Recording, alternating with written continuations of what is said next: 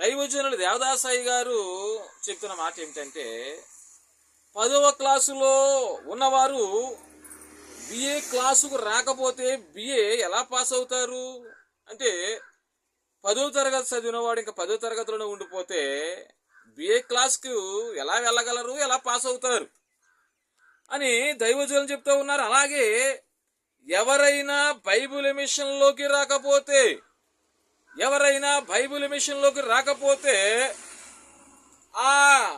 ఆ బోధలు బైబిల్ మిషన్లోకి రాకపోతే ఆ బోధలు వినకపోతే రాకడ గురించి ప్రభువు స్వయముగా సన్నిధి కూటములలో చెప్పినది, ప్రభువు సన్నిధి ఆ కూటములలో చెప్పినది తెలియకపోతే ఎలాగూ రాకడకు సిద్ధపడగలరు అన్నారు దైవజనులు. దేవుని స్తోత్రం కలుగును గాక. చూసారా, బైబిల్ మిషన్లోకి రాకపోతే రాకడ బోధలు ఎలా తెలుస్తాయి, రాకడ గురించి ఎలా తెలుస్తుంది, సన్నిధి యొక్క విషయాలు ఎలా తెలుస్తాయి, సన్నిధిలో మనము సన్నిధి చెయ్యకపోతే, సన్నిధిలో మనం దేవుని కనుగొనలేకపోతే, సన్నిధిలో దేవుని చూడలేకపోతే, సన్నిధిలో దేవుని యొక్క మాటలు వినకపోతే, రాకడ గురించి తెలియకపోతే దేని బిడ్డలారా మనము రాకడకు ఎలాగూ సిద్ధపడగలరు అన్నారు దైవజనులు.